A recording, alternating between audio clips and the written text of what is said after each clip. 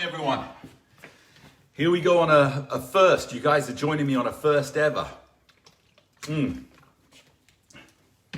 Got to make sure you have your water with you. Okay, so today is a first class that I've ever taught, although I should rephrase that a little bit, because this is how I actually created the 60 Up balance board, by looking at specific problems that Bob Eubanks was having and then taking that and creating programs that changed his life in less than 3 weeks.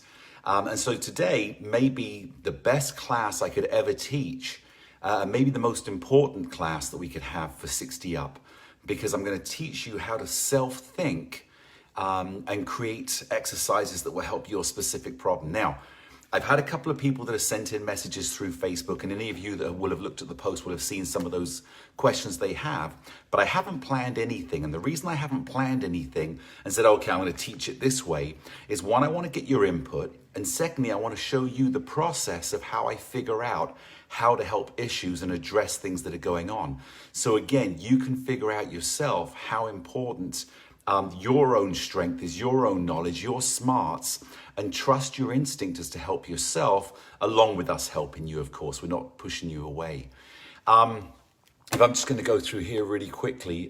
Jen, pleasure to see you. Autumn, I love that name. I think you've been here before because I remember the name Autumn, but you're relatively new, so thanks so much for being here. Ken Krantz, we know Ken very well. Good to see you here. Jan Lancaster, pleasure to see you here as well. I think this might be your first time. Debbie, great to see you. Pat, as always, great to see everybody. Ginny, lovely to see you here as well. And then there you go. Autumn from San Diego. Great to see you, Autumn, back here. Deborah, I know you had sent in a message in here. We're going to be addressing that today. Rosa, lovely to see you always. Very special to have you here. Debbie, great to see you here as well. Pat, your message in here, I have trouble getting my right foot and the fingers of my right hand, and then it kind of like stopped. So I'm not sure. Finish up that sentence for me so that we can address that as well. Great to see you. Good afternoon there, Ken. Good morning from here. Kirk, you're back with us. So as always, I think you've missed one class maybe since we started. And that was because of, obviously, you had an appointment. So listen, let me explain to you what we're going to do today. Today is not a regular workout. We're not going to go through a whole process. And so there's going to be a lot of stop and start, but I urge you to stick with me on this one, because I'm going to teach you how to design workouts for yourself. So on those days when we don't have classes, or you can address issues that you have, you can start to think of it. I'm going to break it down. I'm going to write things down on paper and show you. And I may even take the camera off and put it closer to the board today, because it's really important that I can show you specifics. And again, this is about self-education and giving you the confidence to understand your problems that you're having with mobility and balance, and then figure out things for yourself, because I'd love for you to come up with stuff that works for you as well, that you can share with the rest of the group. We're all unique, we're all special, and we all have our own education and smarts, and that's why it's so important to, again, share our success stories and things that work for us, because we're all unique. When I was a dancer back in England, you know, some things that work, dance steps and things for one person, I had to figure out a way to make it work for myself. When I went for auditions, I'd have a certain place that I'd stand in the room, because I learned better standing on the left, looking to the right. And for some reason, that was just the way my brain works. Someone could be different, but what works for us works. So just going back through here again. Okay, Pat, I'm going to write you down on here, Pat.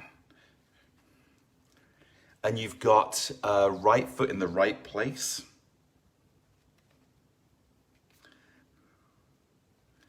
And I think in here we've got a little bit of foot dropping down. Okay, that's great.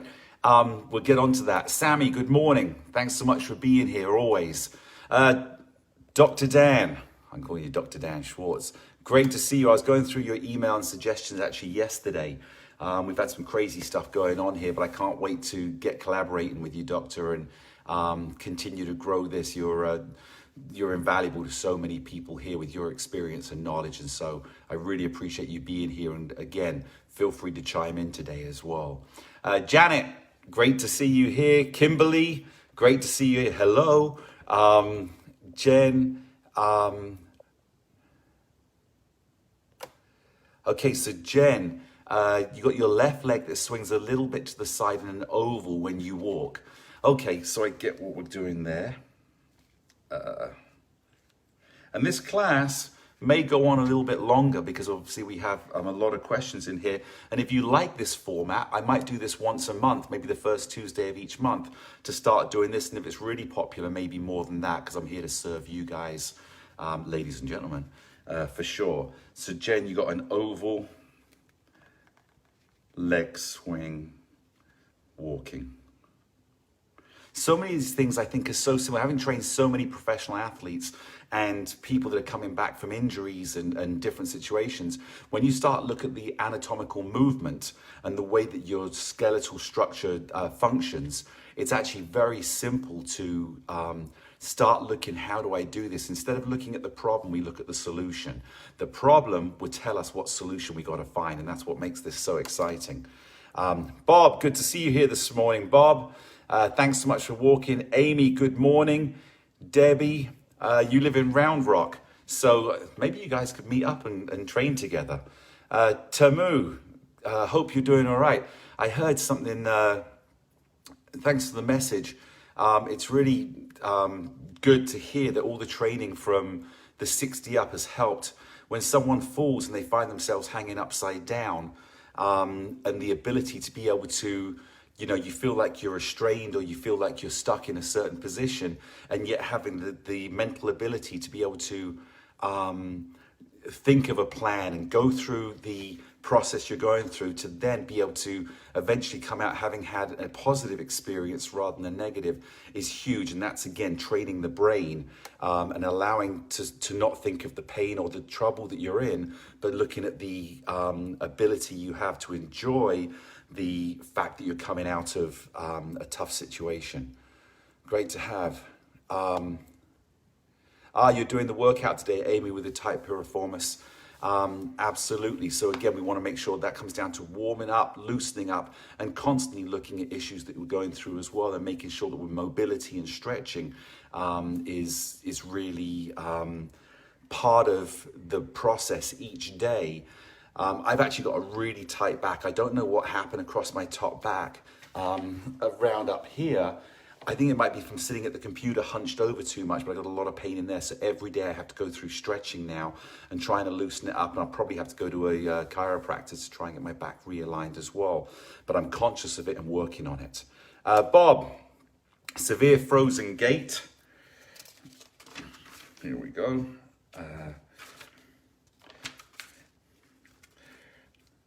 Sorry for taking the pauses, but I want to do this properly. And if you, ladies and gentlemen, have a pen and paper with you as well, and you can start taking notes when I'm stopping and talking, that'll be great as well. So we're moving fast, you can't keep up.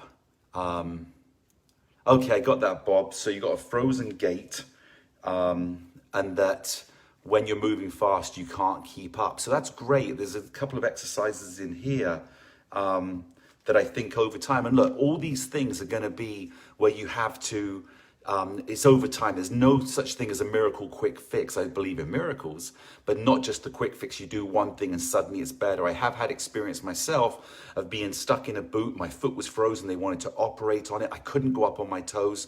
And I went and saw a doctor and he basically manipulated my foot. They wanted to operate. They said I had neuroma. I actually had an edema. And I was able to massage it out and I got back again pretty quickly. That for me was a miracle, but I still had to do 2 to 3 months of exercises to get full strength back again. So again, nothing that's just a quick miracle, but we'll work on that one. Craig, great to see you here. Always great to see you here. Bonnie, good to see you as well. Good morning. Barbara, Vicky's back in as well. Good morning, Craig. Great to see you here. So I want to get on with this because this is going to be a pretty long class, I believe. And so I'm going to take you through the process, take notes, understand the way to break down exercises and look at the movement and then bring it back to the board. I often start when I'm training at the end result and work backwards. I don't start at the beginning and what's the problem. I go, what's the desire? And then we work backwards and pick up where your starting point is. Autumn, climbing stairs.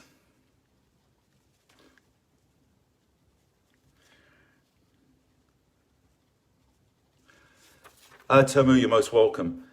Sometimes you can just get some things that again can hold you and make you more stable, or certainly be able to hold on to the legs or those type of your arms and stuff, so you feel more stable as you begin to take those movements.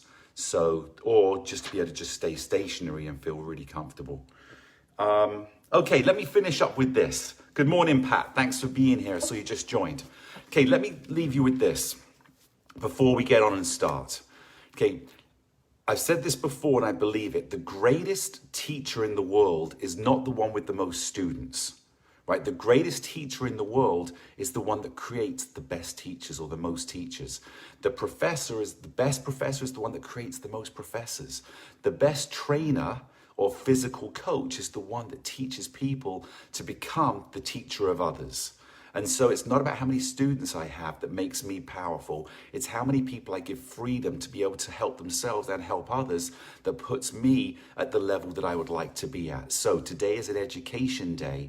And again, tapping into your knowledge and trusting because you have a process and a program. Now, before we start, and let me go through this, I'll have a piece of paper that I have here. And the first thing we want to do is warm up. So I'll write down on the piece of paper the warm up.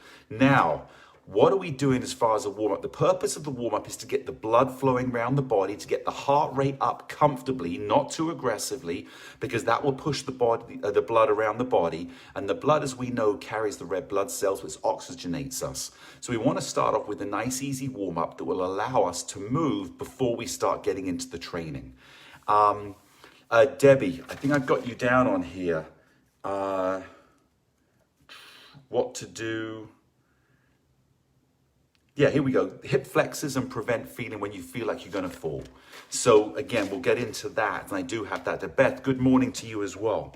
So let's talk about the warm-up, because every day you could have your own time where we don't have classes on. You don't want to go to YouTube. But let's start thinking about some of these exercises. I'm going to hold on to my pad after I put the gloves on. And let's think, okay, just moving in here is going to get your heart rate up. Sitting on the sofa takes your heart rate down. Getting up, good morning, Beth, is something. So let's just start on a warm up. So let's think, how are you feeling today? I'm feeling pretty good, but I'm feeling a little bit tight. Okay, so all we want to do is let's just start with a slight side step. Just this alone will start increasing the blood flow around your body, right? Because I'm moving. Now, if I'm feeling like this is pretty good, but I want to go on to something that's a little bit more aggressive in movement. And when I say aggressive, I'm not talking about dangerous, something that's a little bit more higher level. I can start going into this knee lift now, because the more you move your different parts of the body, the more you're going to be able to increase the blood flow and the heart rate. So now I go, oh, you know what? My thighs are a little bit tight. So I'm just going to do a little butt kickers in here just to loosen up the muscles. But as I'm doing this, I'm beginning to feel, hang on a minute, the inside of my legs are a little tight. So I'm just going to do a little push, lift my leg, step. Step to the side, lift my leg, step. So what we're doing, we stretch the inner leg, and then we get a little bit of exercise in here as well. So I stretch, I lift it down. So I'm just here, stretch the inside.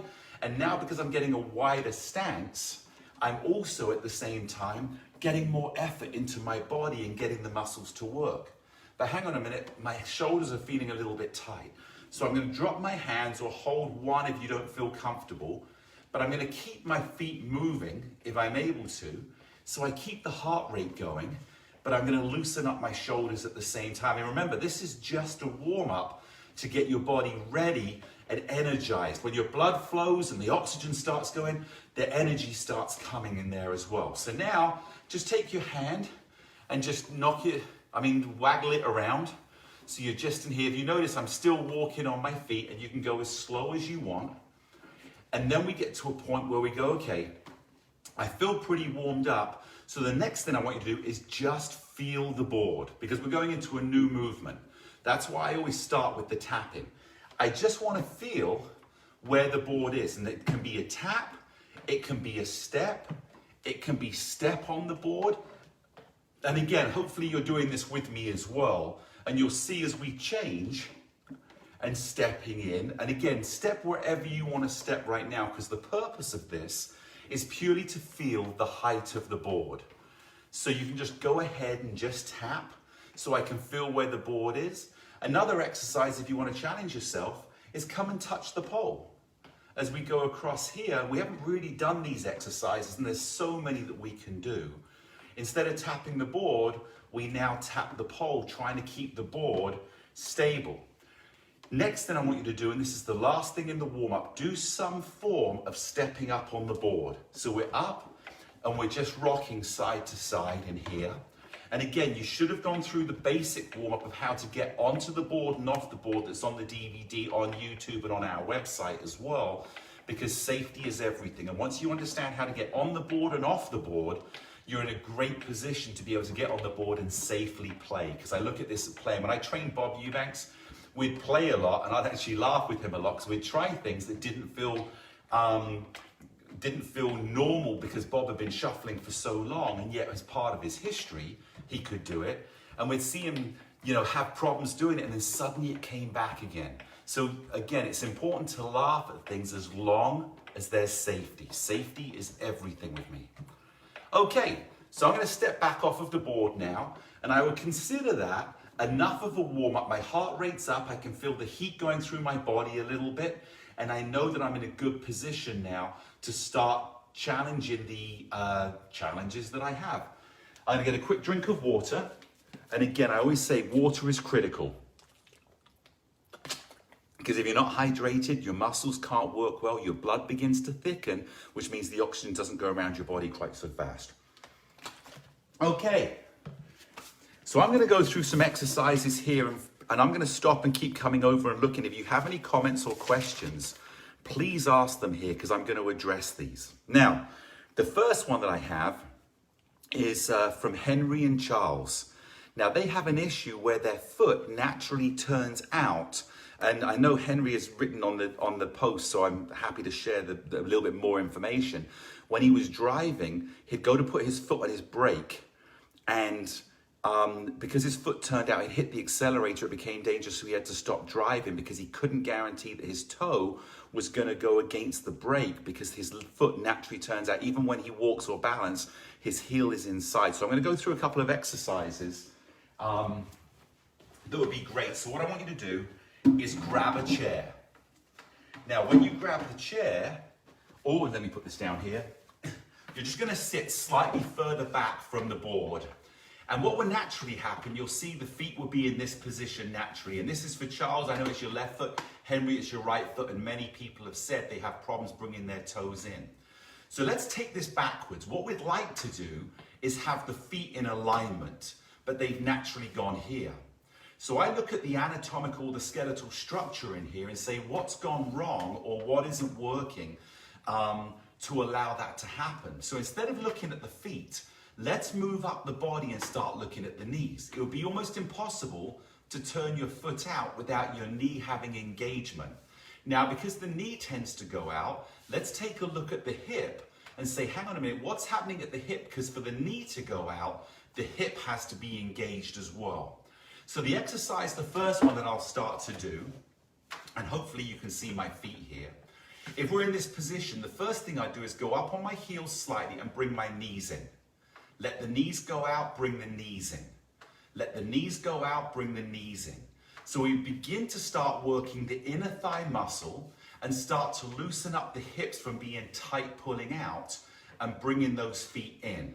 So again, we're working by bringing the knees in, the feet begin to follow. Now, the next exercise that I would have both Charles and Henry, and anybody else that wants to strengthen up the leg alignment, what I would have them do now is bring the knees together and try and touch the toes and push your knees. So it's here, I bring my knees together and I push my knees, And what I'm doing now is you'll feel, if you join in with me, you'll feel how tight the inner thighs get. So we begin to strengthen up the inner thighs and bring that foot into the center. And I don't know if you can see, if I put my feet here, I'm here. As I bring my knees together, my feet turn in.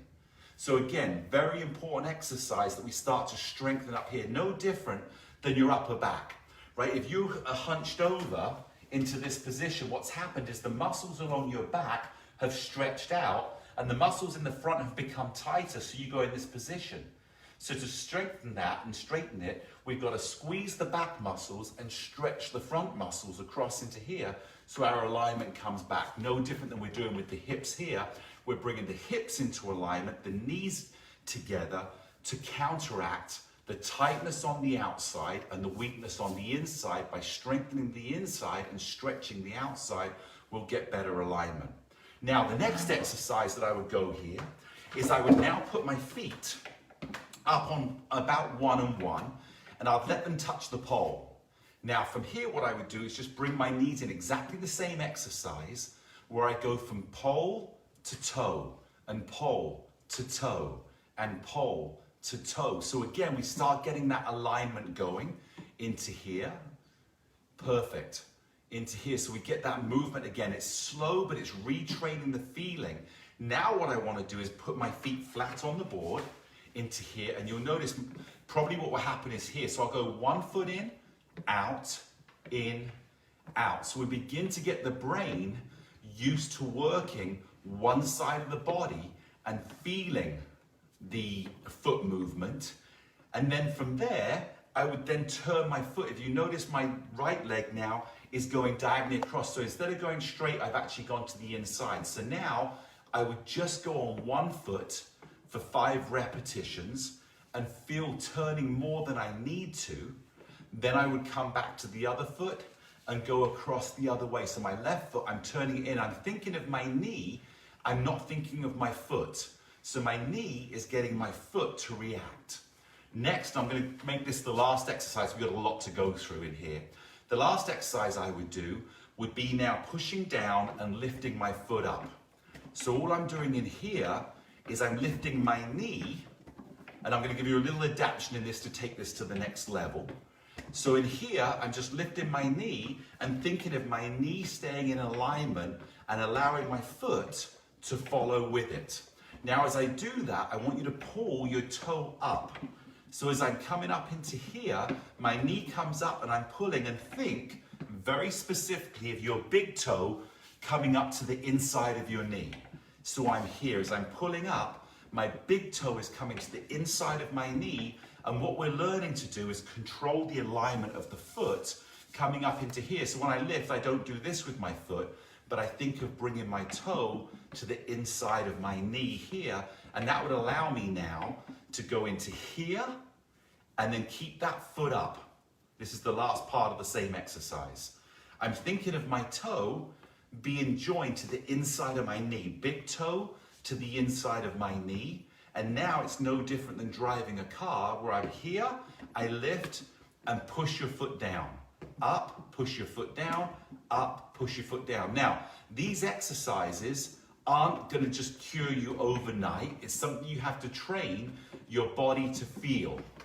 So again, I'm in here doing slow exercises and moving that body. And hopefully you're joining along with me, because even though I don't have the same problem right now as Henry and Charles do that wrote to me, I can feel how I'm working my muscles. I can feel a little bit my upper thigh. I can feel the front of my shin, and the muscles getting stronger in here from doing these exercises. Is great as a basic training. So that's the first exercise. So again, if there's any questions, so Barbara, I see in here you got problems going up steps. You have to put left foot on each step because there's a weakness in the right hip. Let me put this down into here really quickly, Barbara. Okay, I hope that helped a little bit in what we're doing. So again, how I worked it was I looked at the end result. I wanted for Henry and Charles to be able to do this motion, right? Where I'm going in here, I'm on the accelerator, I'm on the brake, I'm on the accelerator, or I'm just walking upstairs. I don't want to be walking upstairs here because it puts extra stress on my knee. I can feel it on my inside groin in here. So I think, what do I want? I want to be able to do this. So what's the motion that's happening? Where am I starting? I've got to bring the leg back in. And now as I bring the leg back in, what's the exercises to retrain alignment and feeling that you're getting the muscular strength to be able to come back in. So I started with the end result that I want, and then I worked backwards, and then I saw what the problem is, and I slowly got closer to the end result that I wanted, which is ultimately where I'm doing this. I'm pushing my foot, taking my foot across from line to line. Hope that helped. Okay, next one we're going to go on to. Amy, you wanted to know if there's any exercises you can do on the board for your abs and also for your lower back. So let's think about this. You probably have a sore lower back into here. And so much of that, there's two things that I really focus on. One is strengthening the core, which happens just by being on the board. You have a strengthening of the core, right? Engage. Just keep those abs nice and tight and think just slightly of pulling those abs in rather than letting them sit out, right? So in there. The other thing that I found with the lower back, and I had a lot of issues with it as a dancer, was my hip flexors. See, what happens is when you have a bad lower back, a lot of times it's because your pelvis has tucked under. See, if I go to here and I tuck my pelvis under, you can see as I tilt my pelvis forward, you can see how the angle changes on my back. By straightening up, I'm able to lift. And a lot of times it's because your hip flexors are in here, are shortening, and as they shorten here, this happens to your back, so it puts pressure on your back. So there's a couple of things for lower back that we'll do, and I'll show you some of these. So I just saw a comment that was on here. And we'll come back to that, Bonnie, and getting up off of the floor. Thank you. So again, what we want to do is stretch out the hip flex, and I'm going to show you a couple of exercises that you can do on the board. Oh, bang goes my water. Okay, so first off, stepping on the board and rocking side to side. And what I want you to do is every time you rock, I want you to squeeze the side you're going to. So I'm going to squeeze my left, squeeze the right. And the way you squeeze is think of bringing the top part of your rib cage closer to your pelvic bone. So all I'm doing is doing this exercise. So I squeeze left, I squeeze right. And to do that, I'm going to round the back very slightly into here. I'm just bringing it down. See if I can show that in here.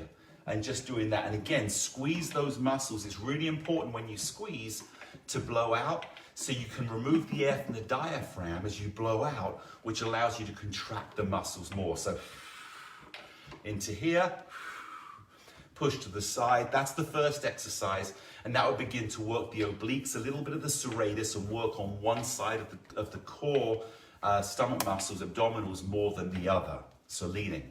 The second thing that I want you to do is to be able to now step back off of the board, and all you're going to do is hunch over by squeezing the same muscles again and lift your leg at the same time. So instead of being upright and doing knee lifts, we're now doing standing crunches. Again, blow out when you squeeze, breathe in when you stand. Down. And if you notice from the side when I do this, it's this motion. You can see I'm trying to bring the top of my rib cage closer to my pelvis. So there's that exercise. Now I'm going to show you another exercise that you can do. And these are going to start getting a little bit more advanced. For me to do this, I'm going to have to show you a slightly different format for the board. I'm going to take the back pole out. I'm going to leave the ball out. I've turned the board around. Now what I'm going to do is sit on the board. This is one of my favorite exercises. Now all you're going to do is put your right hand, if you've taken the right pole out and you're sitting, whichever pole I should say is closest to your hips, and you're going to sit back and then come and sit up again. And sit back, and your butt is almost by the pole. Now if you get a little bit stuck, you can grab hold of the pole and pull yourself up, and then try and control down, then sit up and try and control down. And this is one exercise that I absolutely love, because it's really activating the core muscles. Now, one little tip in here before we move on is once you're here, to sit up, tuck your chin in and roll up through your abs. The reason being, again, we want to contract the abs. We don't want the neck going up and down. So again, tuck the chin in and think of rolling by squeezing. I'm squeezing my abs, and because I'm squeezing tight, that's how they come up. So I'm just going to leave you with that one today because it's so important that we have things that we can grow to. And I've got so many exercises on here, but again, we don't want to spread this time out so long. So the next thing that we wanted to do, which I talked about, and if I'm talking too fast, tell me to slow down. I get excited once I start teaching. Put this back in. We now talked about lower back. So the first thing I want you to do is stretch out the hip flexors. Now, one way to do that, which is a simple way to do, you can just step to the side, hold onto the handle. You can put your knee on the ground here, and all I'm going to do is just push forward here. Think of the front knee here pushing forward so I can feel the stretch. And if I lean back slightly, I can stretch the hip flexor. So again, that will help relieve any tightness. You should do it on both sides. Relieve any tightness in your hip flexors so your pelvis can come back into alignment because it's not tight. Another one that you can do in here, again, is just put one leg behind and push your hip forward here. I prefer the one on the ground because I feel that I'm stretching, whereas here I feel a little bit more weight. But again, just from having one foot forward, bend the back leg slightly and push the pelvis forward, and you'll feel a stretch in your hip flexor up here, which is great. Now, the last exercise, which you said, are there any exercises for the lower back? Absolutely there are. So what I want you to do is you're going to go down, if you can go onto the ground, and I'm going to go very basic in here. Let me move the chair out of the way. So all you're going to do here is I want you to just start in this position and then round your back and then squeeze your lower back. Let me show you from the side. Here. I'm on my knees here. I'm going to round my back. And then instead of flattening your back, I want you to think, squeeze the spinal erector muscles. They're right in here. So I relax, and now I'm going to squeeze my back muscles as I arch my back. And then I'm going to round my back and squeeze. Now, when you get to this position, rock on the board side to side. What happens is it changes a little bit of the pressure points in here from rocking, and then release, come back in, squeeze that lower back, and then again, you're going to rock side to side. And as long as you're squeezing these muscles here, and that will happen by, again, contracting the muscles, that means round the back, squeeze here and rock, you'll notice how you have a few little, or you'll feel the tightness coming back into your muscles. So I hope that helped on that one in there. So Amy, just a couple of exercises, and we've got so many exercises we can do in here. Next one. Okay, Mary, neuropathy. You have a problem tiptoeing and you want to be able to step properly. So let's talk about neuropathy. The blood flow and the feeling of the nerves going down through the legs have now become restricted. And I've never gone through neuropathy, but I hear about the pain that you go through, and I really am sad to hear of the pain. But again, it's really important that you begin to exercise and loosen up and get the blood flow going back down. For this one, I'm going to take my shoes off. I think, again, relative to your pain level, it's really important that you are able to get the full interaction of the foot on the ground. And I said before, I did go through 8 months in a boot where my foot would no longer function. And I had to come back from that. That's not neuropathy, but I do understand how important it is to be. I couldn't go up on my toes, I couldn't balance, I couldn't go on one leg, I couldn't even walk or balance on my left leg at all. So I understood what we were doing then. I do have a new product coming out, which I developed specifically for people suffering with neuropathy and foot issues of going up on their toes, and I'm excited to launch that pretty soon. So what I want you to do in here, We talked about not being able to go up on your toes. So let's think about the issue. Not being able to go up on your toes is the end result. You would like to be able to go up to this position. So let's work backwards. Let's start by putting the tip of your toe on the ground. If I do this here, you'll see just the tip of my toe is on the ground. All I want to do is feel it. I'm not putting any pressure. I want to feel the tip of my toe, which is higher than we want to go from being able to go up on your tip toes. Now from there, what I want you to do is once you're here, just let the foot roll back again. So you're here again. Remember, what's the goal we want to go to? What's the issue? I can't go up on my toes. So in that case, let's start working, instead of from the ground up, let's start working from the top down. So we're reversing the process. So now what I want you to do in here is when you're here and your toes on the ground, now see if you can just push your toes. If I show from here, hopefully you can see, I'll step up on the board because I think the dark contrast will help. I just want to just see if I can just do this. There's no pressure. All I'm doing is I'm loosening up the toes to be able to, again, move independently from the foot. Because a lot of times this will happen. You can't move those toes. And until we can move the toes independently from the foot by just doing this, we're always going to be stuck on not being able to go, because this is the end position of going up on your toes. So it's here and down, here and down, here and down. And so, and even if it's really painful and you can't really do it, and this is happening, you're not really getting the bend, work slowly on it. And if you get to this position here, now the next step is, all I want you to do is bring the foot down and just push into here. And now look, for me, I know this is comfortable to do, and I know so many of you have pain doing this, so always work at your own pain level and do a little bit. If you can increase your flexibility by 1% a day, imagine in 10 days you'll be 10% better. That's already well on the way. So again, just work within even if you can only go to here and this is happening and there's hardly any bend, just push a little bit on those toes as they begin to come to the board and see if you can increase that flexibility. So again, once we've got to there and you're doing this where you're working, now what I want you to do is reverse it. So you'll go from your heel and try and find that same position. Go up on here again. We were going from here to here and here to here. Now we go from here to here. So we're just reversing it and we're getting the full degree of motion which we would have. But instead of trying to do the whole thing, we've broken it down. Here, we've got the top, probably 30%. And then from here, we've got the rest of the remaining 70%.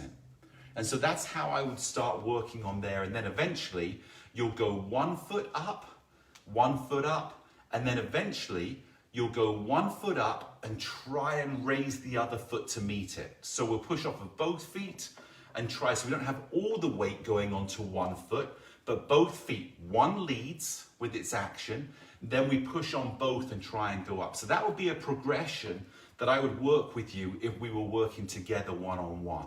So again, very simple, but dynamic in the way that this works. Now, as far as neuropathy goes, and again, I know some of you have amazing physical therapists, and I would never step on a physical therapist's toes telling you what to do. But I would step onto the board, make sure that it's safe. If I felt comfortable not doing it with shoes on, I always recommend non-slip surface, non-slip shoes.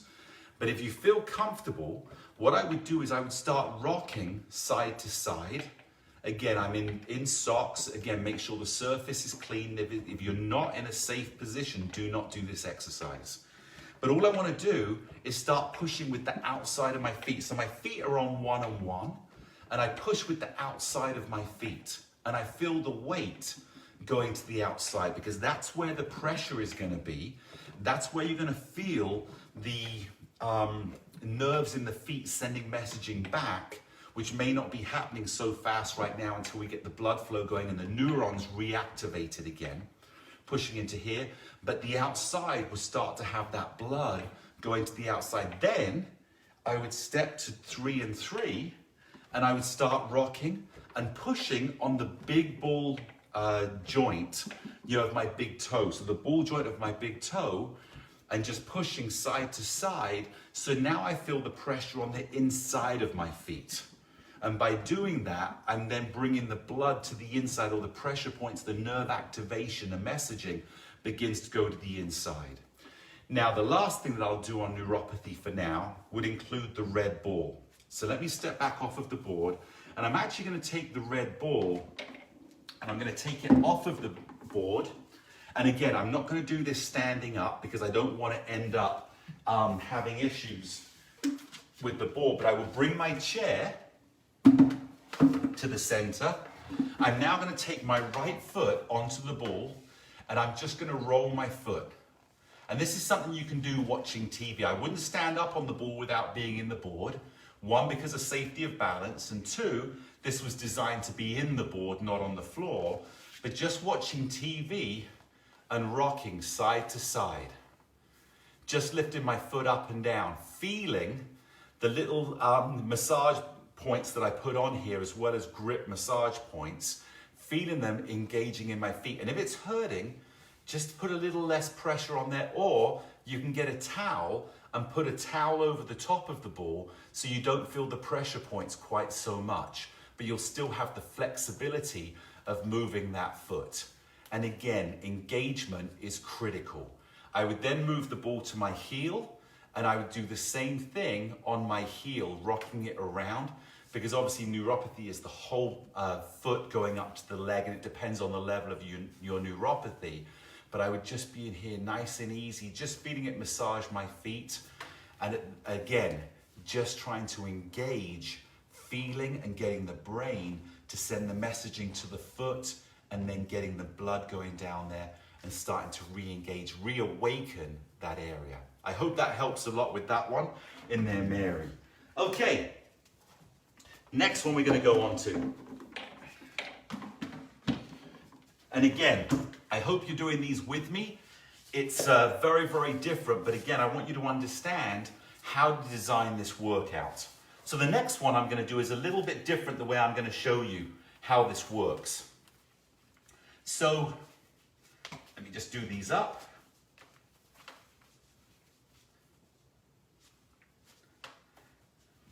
There you go.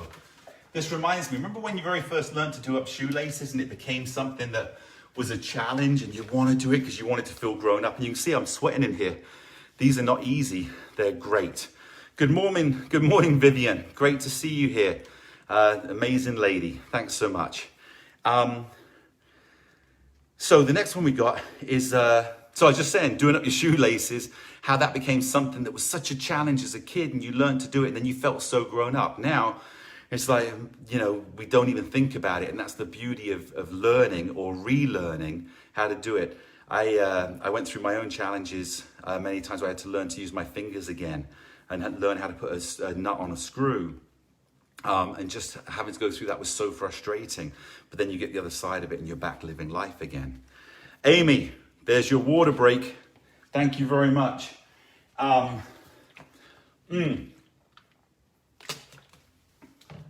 get excited when I'm teaching, and I love education, both learning and being able to help other people tap into their great potential as well. Okay, next one, Sammy, rising out of the chair and turning. So I'm going to do this one slightly a little bit different because I want you to, again, to understand the problems that you're having and how we break that down. So let's talk about the way getting out of a chair. So I taught this the other day. I'm just going to move this forward. The motion, oops, it was heavier than I thought. Okay, the motion of getting out of a chair is here. We lean forward, you put your hands on your knees, you bring your heels slightly back so it's underneath you, and you push yourself up. Okay, so that's the first motion. I'll do it from the side. We're here, I bring my heels back, I lean forward, bring my heels, and I push with my hands, and I stand up. So that's the first part of Sammy's idea, rising out of the chair, but also turning. So let's look at this. So we're going to step up, and then I'm going to turn. So let's look at the motion that we go through. I go forward, I push up, and here's my motion to turn, which lets me understand that it's this motion after the stand up that is becoming the problem, that we end up not feeling comfortable. So I'm going to take that even further. So I've gone from here, I go to here, I begin to turn. Am I upright first or am I slightly off? In which case the pressure goes onto my outside foot. Now as I begin to turn, is the outside of my foot strong enough to support my body weight? And where am I leaning? Is my shoulder too much to the side? So let's break this down even more and say, how do we now replicate that motion so we can train it? So the one time you do it isn't bad because we've done it 30, 40 times in preparation. So here we go with the stand up. We're in here, great. Let's jump on the board, very simple. Your butt goes back as if you were coming out of a chair. So I'm back into this position here. I can move my hands lower if I want, so I can support, and we're just gonna step up and let your hands come up. And I'm really not worried right now if the board is balanced or not. So I let my hands come to here, and then I stand back up again. I sit down, I stand back up. I sit down, I stand back up. So that will train us for that motion of being in a chair. Now you'll see in a chair I don't have handles. You do, they're your knees. So as I stand up, I push on my handles or my knees to be able to stand up, and that's me in that position. Now let's go on to the second one. We have a problem of the turning of the foot. So what I want you to do is turn and push. And every time you push, you're gonna change your foot angle. So here we are in a standing position. I hope you can see my feet. I'm gonna move this back just a little bit. Let me just do this.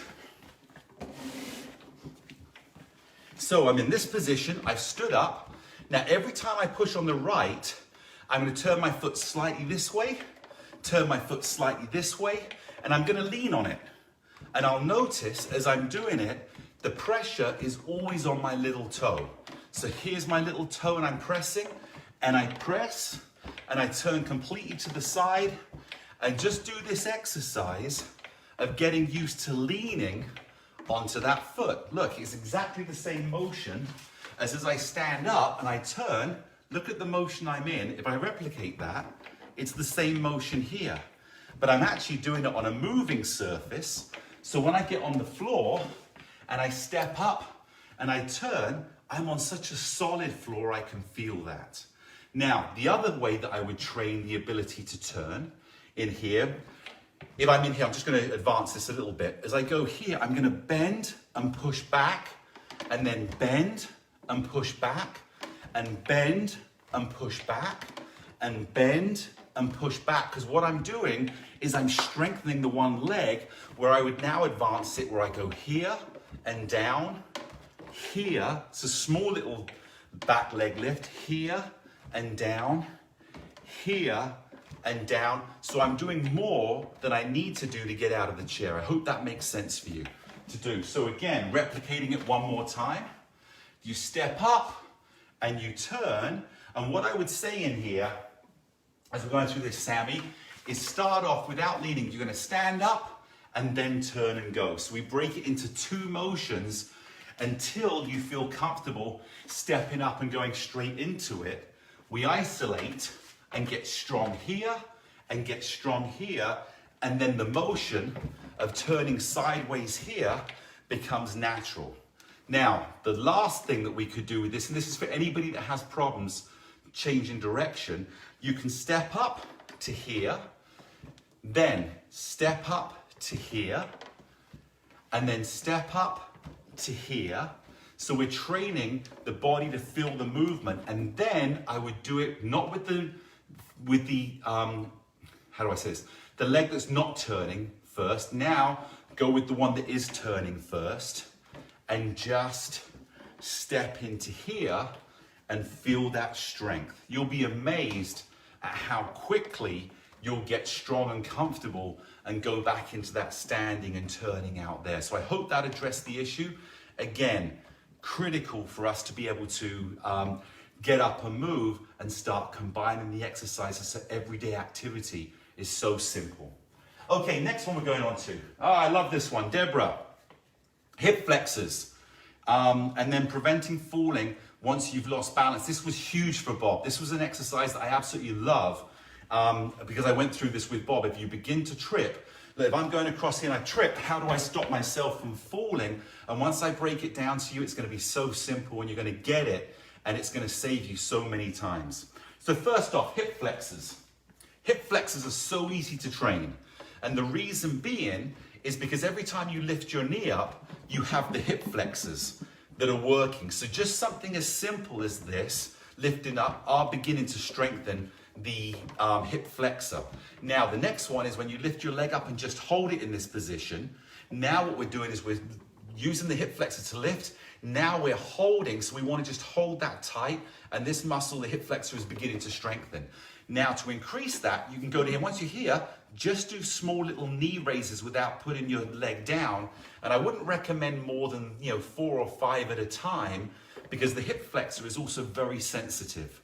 It's not a very big muscle that's working in here. And so you want to make sure that as you're in here that you're not overworking it. It's not very big. It's not very, you're not going to grow the hip flexor size in here. So again, you've just got to have really nice activation to make sure that all your tendons, ligaments, muscles are all working together to give you the strength to go up and down a step. Now, last one that I'll give you on this one before we go on to the falling is if you want to double increase, I can go tap, lift, down, lift, down. So we're double working the hip flexor as you're going. So I begin to engage it, I lift it twice and bring it down. Now, if I give you a little sneaky tip in here, and again, I normally wouldn't do this, but in this teaching environment, I'm going to. Let me give you a little tip that I probably, it's totally safe to do. All we're going to do is we're going to put in the short band, right? So you've got the short band in here. I'm now going to get a chair, and all I'm going to do is put my foot inside the band. In here, I'm going to put one foot on, and all I'm going to do is pull my hip or pull my knee back up using the band, and I can get some resistance. If I do this sideways on, let me show you this.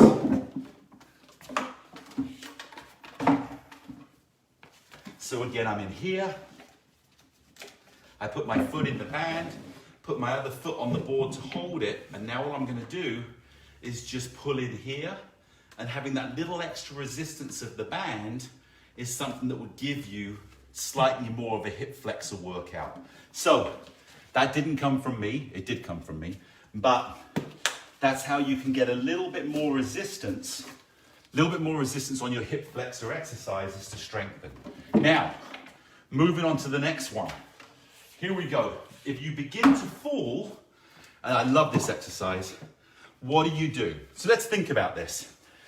Remember babies, when they'd be running, or they try and take steps and they throw their arms at you because they wanted you to catch them. That was their first 2, 3, 4 steps, and you grab them and celebrate because they've taken their first steps, but they couldn't control their fall forward. Well, now as we begin to get older and we're fearful of falling, the first thing that happens is as we begin to fall, the first thing we do is throw our arms out to catch ourselves. So look at this. I'm here, I trip, my weight's going forward, I throw my arms forward. Look where all my momentum and my weight is going. I'm going forward and I'm going down. And that's what's so dangerous in fear, because instead of looking at ourselves and saying we can save ourselves, we're looking at the safety. What can I grab? And by taking your body weight or your extremities away from the center, you're throwing your momentum more down. So let's break this down again. As I'm going, I begin to trip. As my head goes forward, 2 things have to happen. I have to bring my head back and I have to speed my feet up. So if I'm in here and I trip, I've got to do this because I've got to bring my body back into alignment and centered again. So that's the whole purpose of foot movement and head movement, is as we trip, we reverse what's happening. So I'm going across here, I trip, I'm here, I speed my feet up and I bring my upper body back. So we've gone from here to here to here, and now we're able to save ourselves again. So one of the exercises that I love on this board, and you probably would have seen me do this, I'll turn it around. is walking over the board, because the two things we've got to train is bringing the body back and speeding the feet up. So as I'm in here and we step over, as we step, I'm leaning forward. Now what I do, I keep holding onto the pole, so I pull my body back and I take quick little steps around. Just move this back a little bit further so you can see better. So I take nice and easy, I step, I'm here, I lean forward, but I hold onto the pole, that as I step off, I allow my body to come back. And we want to train, as I do the steps, take as many steps as you can. So I'm here, quick little steps, and take as many as you want, because we're training our feet to move fast. So that's the first thing that I do, and you always turn towards the hand that's still on the pole. So I'm beginning to fall forward, no, I speed my feet up and I stand back up. The second thing, which is the one that I've actually got videos of Bob doing this. I had to ask Bob if I can post it, because it was funny, we didn't actually have the handles in the ball, we did it without handles, because once we progressed, we knew that it was safe to, for Bob to do that. So I'd have him do this, step, step, step, and then just run and stand up again. Let's see if I can move this back a little further so you can see. So imagine, you still have the handles, but as I step off, I'm going to speed my feet up and pull my body back. One more time. I step here, here, here, and as I step off, I begin to speed my feet up and I pull my body back so I can go in. I got videos of Bob over like 12 feet, because we'd start going faster. Let me see if I can do this even more for you. So I'm here, here, here, here. We'd run and then grab those feet. And I would have him do it facing the sofa.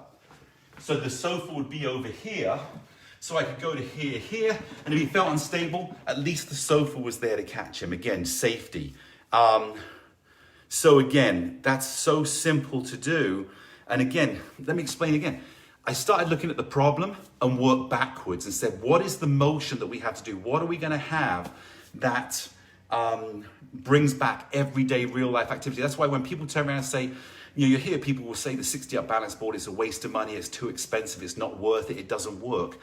It works because it's about real life. All we've done is taken real life and put it into a training platform, not trying to say, here's a new thing. You've already got the body, you've already got the smarts. This is about how do we replicate life situations and then train it to a higher level so everyday life seems so simple. And I've heard from so many people that they've begun to fall and they've saved themselves. My own mother had that, where she had her 3 grandchildren jump on her, and she's a very young, 80-something year old, and she's very petite, and they jumped on her, and she began to fall, and they let go, and she said she saw my brother's face with his kids, Aiden, Jude, and Charlotte. And my mum looked at him like, I'm going to fall. And my brother was like, didn't know what to do because he was too far away. And suddenly she was standing and she didn't fall. And she said it's because her brain kicked in and her feet moved to save her. And that's fantastic to hear. Okay, I hope that helps. Next one we're going to go on to. How to get up off of the ground. Okay, I have a video that I shot showing how to get up off of the ground. It's a full video. I'm going to have that put up on YouTube because it's a whole system. But I'll show you very quickly because I don't want to take that away like it's not important. It's very important. So what we would do, imagine, and once you've got a system and you have a method, you'll begin to progress. You'll begin to understand because your brain will kick in. This is what I do. So imagine you're on the ground, you're in a prone position down here and you want to get up. What we do first is you'll lie flat, you'll then put your hands in front of you, you'll bring one knee out and you'll begin to push yourself up and bring the other knee under.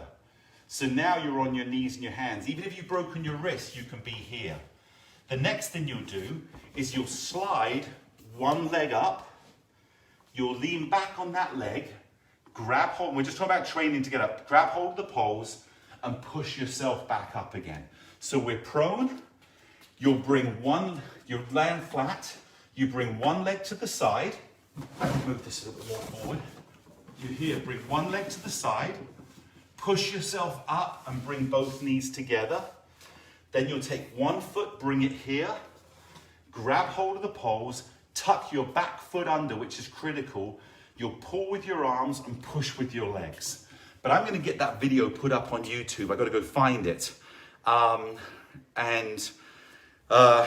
have that, because practicing it, you'll notice in class I practice how to get on the ground into here, so you can practice that motion going here. Then here's the problem, we've got down, now we can reverse it, coming up into here, one foot, tuck the toe, and pull yourself up. And often, when you've got a system, it would naturally kick in under stressful situations, because the system, the body would take over, and it's all about survival at that point. I'm not being dramatic, I'm saying being able to get up and get help, not get caught lying out in the cold, hypothermia kicking in. When you have a system, you'll believe in yourself. And believing in yourself to look after yourself and do it is incredible. Okay, Amy, great question. What if there's nothing to pull up on? So this is what I would do. And again, we learn how to do this. There's a couple of things. One, there could be a park bench you crawl to. There could be a sidewalk that you can put your arms up on.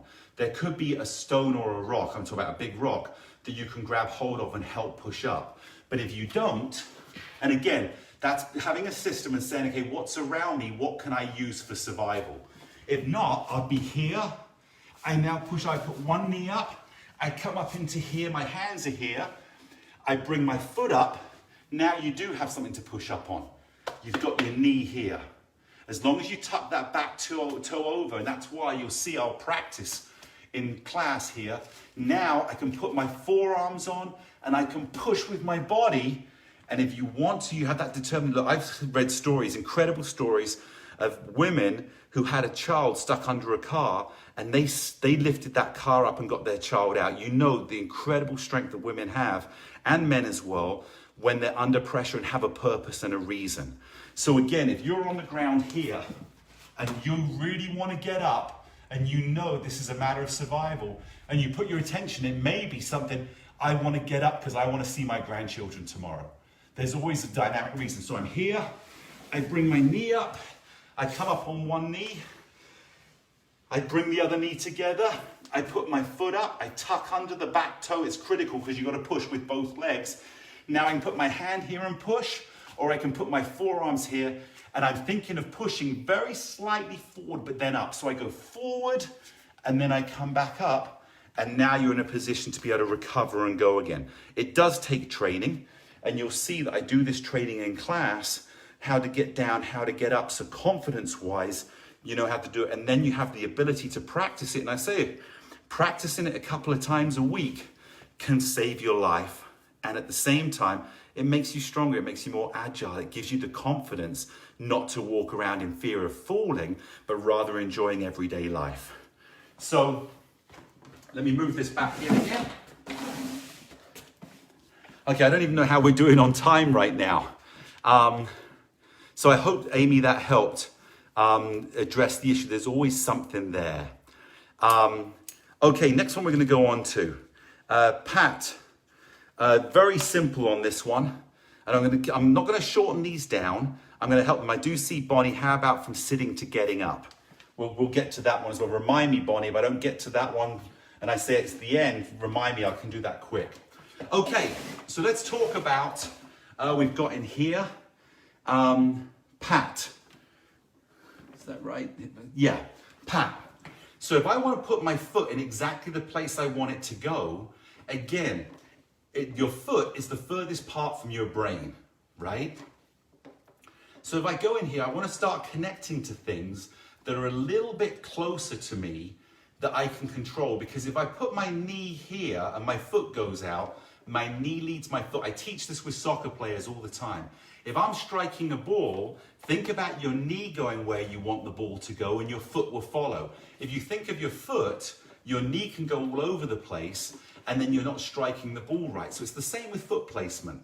If I think of bringing my knee down where I want my knee to go, the foot will follow. So wherever I take my knee, my foot will go. So start thinking about how can I have my knee lead my foot. So when I'm stepping out, I'm not leading with my foot, I'm leading with my knee. The other thing that you'll notice is when you lead with your knee, your foot will be underneath you. When you lead with your foot, sometimes it can be further away. So that's the beginning of realigning the anatomical direction of your body by taking your knee to where you want it to go.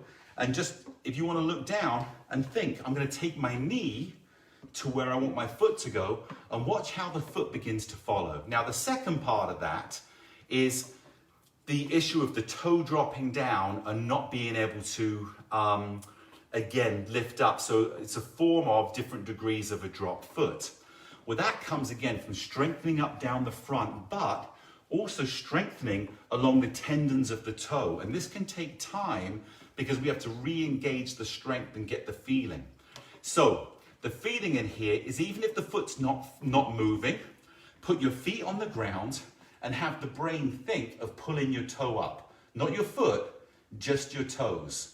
So if I was in here doing this exercise, what I'm trying to do is this, right? I'm not working on the foot because this won't lift the foot, but what we're doing is we're going past the action of lifting the foot to the end and working our way back again. So as I begin to do this, and look, I know I've worked with people, sometimes they can't do that, but they feel like they're doing it. And by feeling like they're doing it, it's sending the messaging. And you do that, I don't want to say I'd bet anything on it because I'd never lie to anybody, but if you're doing this for a week and you can't get it to move, within 7 days of doing this, you'll begin to feel the toes begin to move. It's a long process back, but if you start today, you're one day closer than waiting for tomorrow or giving up on it or stopping it. It will only get further away the longer you wait. So you could be sitting on watching TV and just try and pull those toes up while you're watching TV, just the toes, not the foot.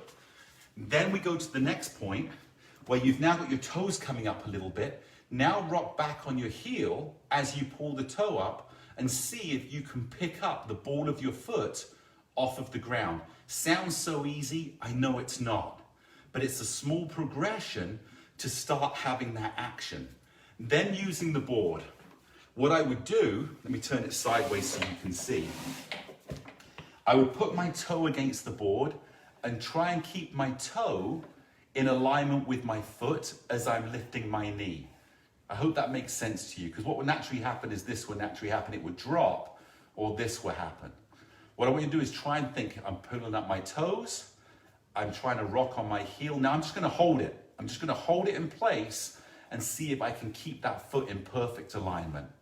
And then we're in great shape to be able to, again, keep the strength, and eventually you're gonna pull that toe up and tap the heel on the board, and now we've got back to the ability to control the front of the foot and have that strength to not drop foot or drag the toe as you're walking. Let me just put this back on again. And then as far as using the board for that, it's very simple. As I'm in here, I just rock. And as I'm rocking, you'll notice my toes are coming up off of the board by just leaning back on the heel a little bit. And then eventually I'll just start lifting my feet and thinking of pulling up my toe in a walking motion where I'm stable with the poles. Hope that one helped. Great questions. Everyone's questions are great. Okay, Jen, going on to yours with the oval leg swing. It's exactly the same thing. If I'm walking and my leg just tends to do this as I'm going, I'm guessing this is what it is, the leg's coming out. Don't think of the foot. The foot is the furthest way away. And you're gonna have to do this going slow. Think of your knee pushing forward. My knee pushes forward, because where your knee goes, your foot will follow. I can't take my knee forward and my leg go out, but we need to retrain the alignment of your muscular movement and make it that it's following through.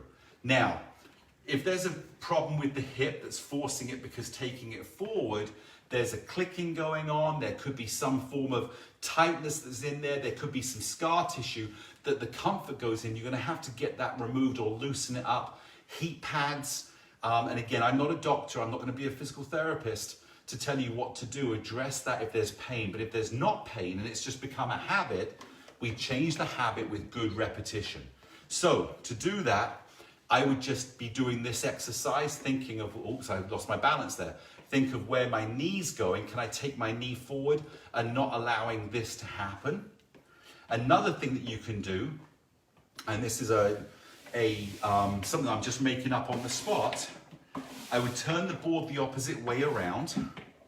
I'd turn the clips out.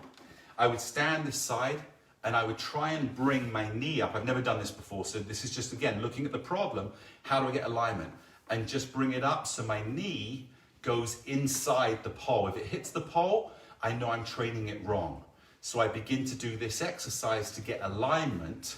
And then obviously, once you begin to feel that, you can step on the board, look at your knee and bring it forward, or even step on the middle and step into here, so that again, your knee goes to the inside of the pole. I wouldn't do it on two because this is an unnatural movement. I'm talking about both feet on two to bring it up. We want to bring the feet close together and just step into here. If you want it with the rock, put your foot on the middle and you'll feel that rock going. So that would be my quick suggestion for you if I was working with you personally one-on-one, is we start realigning the hip. Okay, there's a few more to go. Thank you so much for hanging in here because I know it's a long day. Bob, severe frozen gait. So again, what happens is you're fine doing this, but once you speed up your feet, you can't. It's like you're stuck at one pace. So what I would do in here is I'd step on one, and I would go at a pace in here that's normal for you, right? Your maximum pace of moving. And then what I would do is I would just bring my heels up. If I did it sideways, I'd bring my heels up and try and increase the speed of the movement of my feet. Again, I'm not lifting my feet, I'm not changing, I'm getting the fast twitch fibers to get used to moving a little bit faster. We've got to increase the ability of movement fast. Then from there, I would start lifting my feet slightly. You might go back to your same gait. So what I would do is I'd just do one leg in here, moving it faster, so I'm not walking and getting it used to going faster on one leg. Then I would pick up and eventually I'd go into where I begin to increase my speed of gait. Now, gait is obviously, we're not increasing the distance of step forward and step back, but by increasing this motion, and you will have seen this in class, by increasing the speed and the ability for the feet to move faster, then I would take it into here, where I just step and back and step and back and begin to increase the distance of the gait stride of stepping here, so I lengthen my gait. And then to finish up with, obviously we do both sides of here and get my gait slightly more forward. Then I would step back off of the board and I'll start running and then running and then running and changing to then be in a position where I could walk a little bit faster. That's how I would, again, address it if I was working with you one-on-one. And it may take a while to do, but we'd certainly work on that for sure. Autumn, climbing stairs. This one's so good. This is one of the issues that Bob had. So, again, climbing stairs is very simple. You step on the board, you lift, you push, you lift. So instead of rocking side to side, I push on the board, I lift, I push on the board, I lift, I push on the board, I lift. So you begin to strengthen the leg with a push, because when you step on stairs, you strengthen. Then we'd go to here, I'd step slightly further back, I'd lunge on the board, then I'd push, I'd come back and down. Lunge, up, here, and down. So we're really working on the leg strength to push up, no different than if I was here, push, push, push. We're getting that motion. Then if I wanted to increase the strength, I'd then go into a lunge. I'm here, push, same leg working, not changing legs. So I'm strengthening one leg, then I'll strengthen the other leg into here. Because again, walking up and down stairs isn't so much balance as it is strength. Balance on the stairs will give you, because of your pressure point on the foot, but it won't but the pressure point puts you in a position to then use your body strength to walk up and down the stairs. Now, as far as going down the stairs, that's a different story. So let me turn this one this way. What I would do is I'd turn the board to the front, I would stand on one side, and I would step down with one foot and push back up again. So I'd work on this motion of going down, knowing that the pole's here, and maybe stepping up. As I step down, then I'm stepping back into here. So again, I step down, I step back. So I start learning, put my weight on the front leg, and then push back again. Put my weight, and if you notice as I'm doing this, I'm not leaning forward, I'm actually keeping my weight on my back leg. I step on the front and let the weight go to the front, then I push back. So my weight's on my back leg, I step on the front, and then I step back up. So my weight's on my back leg as I step. I now step on here and step back up. And if I wanted to be more specific, I'd go my toe, let me move this back so you can see. I'd go my toe to my flat to back up. So I feel the step, I'd go flat, my weight, and I'd push back up. So my weight's on my back leg, I feel my toe, I feel the heel, my weight's there, and I'd step back up. Now, just so you know, I wouldn't take the back foot off because as I do the board rocks, I don't want the board rocking. And obviously on the other foot, I'm here, my toe, my heel, my weight, but I still have some weight on the back leg, and that's how you begin to train to go up and down stairs. All right, hope that helps, Autumn. And again, doing them slow, it's great. A little quick tip here from Debbie. You said sometimes if you have frozen gait, you look at your feet first and it helps with your brain connect. I haven't done that. It sounds great. I love when people give tips. What we want to do is get to the point where you can feel it, but if it's not working, that's a great tip in there. So Bob, I hope that helps as well. And thanks for sharing that tip. Last couple that were in here, and we're almost done.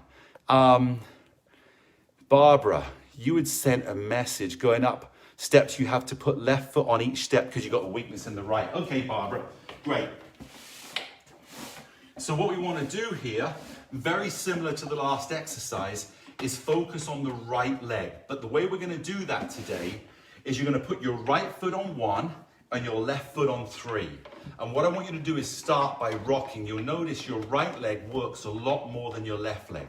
So I'm pushing across here. This has been a long class today. I hope it's been good. And I know people will have had to jump and go, but I hope this has helped educate. So let's think about this. You've got a weakness on your right leg.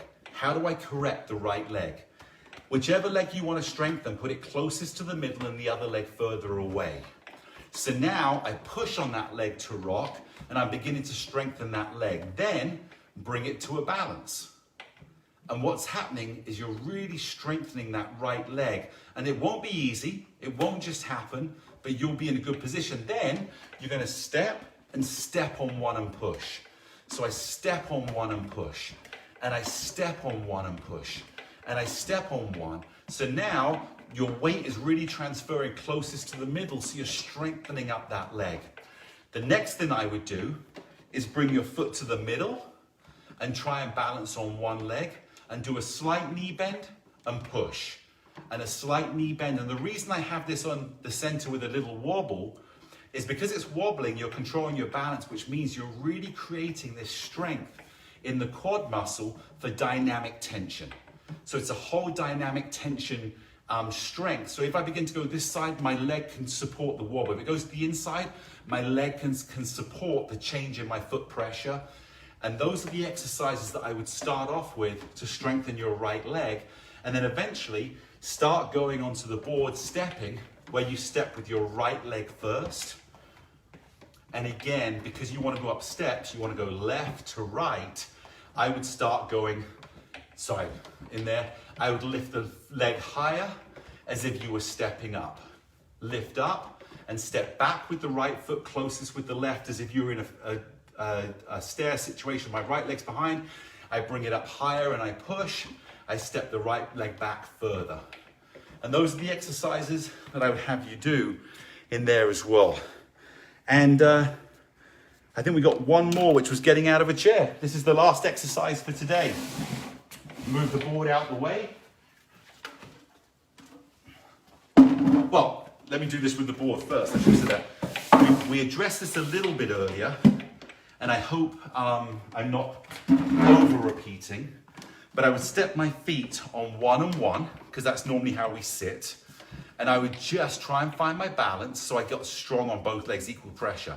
Then I would push my butt back as if I was pushing it against a wall, and then I slide my hands down and I push back up. So this is just a small little exercise to be able to have your legs get stronger on the final third or final half of stand. If I did it from the side, you'll see I'm coming from a chair in here, my hands are down, and then I slide back up. So if I go down, my hands go with me into this position here. So my butt goes back as if I'm in a chair. But how to get out of a chair, you don't need your legs 100%, you need your body 100%. So I sit here to get out of a chair. Often we'll put our hands here, and as we go, you notice that my hands are pulling me back, so it makes it harder. So what we want to do here is slide your butt to the edge of the chair, bring your feet underneath you, put your hands on your knees, lean forward, and push with your hands up. It's very, very simple to do, but again, you want to start by sliding your butt to the edge of the chair, put your hands here and push. Let me show you from the side. This is the last exercise today. So I'm sitting in a chair, I'm relaxed, I'm watching TV, I'm at dinner with my friends, family's over, I want to get up and I want to feel confident. I may have to move the chair back a little bit first. Now what I do is I scoot my butt to the end, I bring my feet underneath me so I'm closest to the center, I put my hands on my knees, and notice my body angle is not upright. I'm not trying to stand up, I'm standing forward up. So now I'm in this angle, my hands are here. This helps with my hands being here to be in alignment. Then I roll onto my feet and I push forward and back. So from here, I push forward and back and I'm up. And the more you push with your hands, the easier it is. So I'm here, I scoot to the edge, bring my feet under, I'm here, and I push up. I do it one more time. You're here, scoot to the edge, bring your feet back, hands here, push with your upper body, and that helps you lift. So that is, that's the end of the workout for today. It was a long, long workout. I really appreciate you sticking with me. It wasn't normal, but I think there's something in here for everybody, and every exercise is something that it's a way to, what's the right word? Preventative. If you feel issues coming on, you can address it that way as well. Just grab my water. So let me just go back through. That was a long class today, but I really enjoyed it. I really enjoy obviously helping people. So just going through here. Term A. Yeah, it's tough when it's tight. Sometimes you feel like you're in a cocoon, you want to break out, absolutely. Going to Kim Robinson, didn't say hi to you earlier, so hi to you. Sammy, you're in there as well. Barbara, thanks so much for being part of this. Wyman, thanks so much again for showing up. Bonnie, I'm glad you said you have trouble, the instruction about getting up when you fell flat on the floor was helpful. You have trouble getting up from a floor when in a sitting position. Okay, so when you're in a sitting position, what I would do is roll over and get onto my knees at that point, and then put one foot forward and stand up that way. It's very hard when you're in a sitting position to get up and stand up. I don't even know if I could do that from a sitting position, just roll forward and stand up, but I certainly would go to one side. Maybe not onto all fours, but I'll look at that. That's an interesting question. So, yeah, very interesting. Let me see really quickly. So if I'm in a sitting position here and I want to get up, I would normally roll onto one hip, put one leg over. Now I can put one hand on the ground, one hand on my hip. I push onto my knee, and now I can stand up. So that's probably how I would do it, breaking it down really quickly. I'm in a sitting position here. I would keep, depending on which way you want to stand up, I'd keep one hand on the ground, take one leg, roll onto the outside of your hip, put the other hand on the knee, push onto one leg. Now my back foot is tucked under. I can put both hands up and come up. That's probably how I would do it. If you want more information on that or to break it down even more, let me know. But it wants to be obviously well thought out and what works for you. But I'll do that. Roll onto one hip, one hand on the ground, cross your leg over, hand on the hip, on the knee, hand on the ground, and then go onto one knee and stand up. Standing crunch, traditional, is so hard on your back and neck. Amy, absolutely. I know that's really tough. The neck, that's why I say just tuck the chin in when you're doing sit-ups so it doesn't become here, and just roll. Water break, thanks. Barbara, the most fit old person ever. I'm never going to be old, so you're almost right. I'm always going to be young and just whatever comes along. That's my new challenge, because whatever comes along, I'm wiser, and so I'll address the issues smartly. Okay, sounds good, doesn't it? Deborah, thank you so much. Amy, the board's an amazing tool. Thanks so much for recognizing that.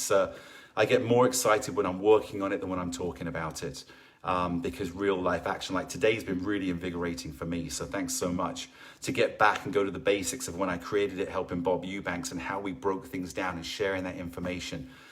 Brilliant. Amy, Deborah, you're most welcome. Thank you. Amy, I think we addressed if there's nothing to pull up on. Bonnie, from sitting to getting up, I hope I just did that. Beth, thank you so much for being here.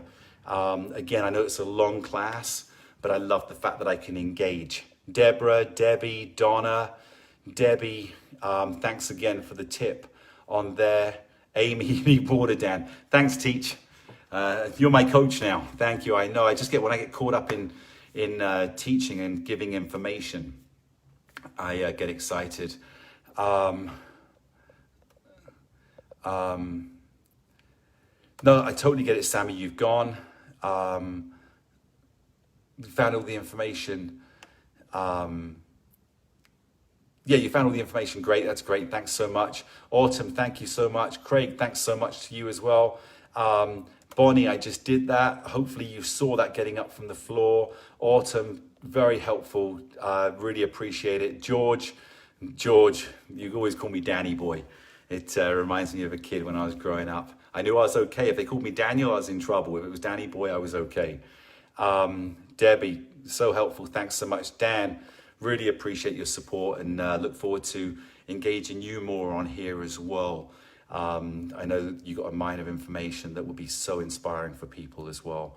Jen, thanks so much. Pat, awesome always as well. You have a great day, Terry. I'm glad it was informative. Again, sorry it went on so long, but I don't apologize, because we don't know what piece of information helps somebody. And if I help one person have more hope, actual reality results, understanding more how to help themselves, doing those type of things, it's worth every second. So thank you so much.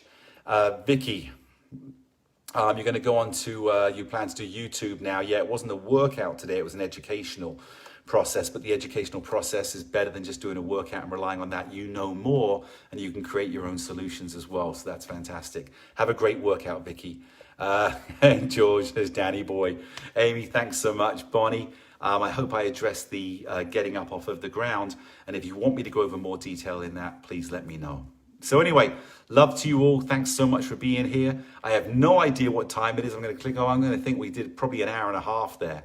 Is going to be my guess. Anyway, love to you all. See you on Thursday. And I've got some new news coming up on Thursday about a new instructor we're bringing in that I'm so excited to introduce. She's going to be fantastic as well. Along with Kathy, we're building an incredible team to help every single one of you. And we're going to start doing workouts as well, not on the board, so we can get back to everyday activities as well. Anyway, love to you all. Have a great rest of the day, and thanks so much for being here. Cheers.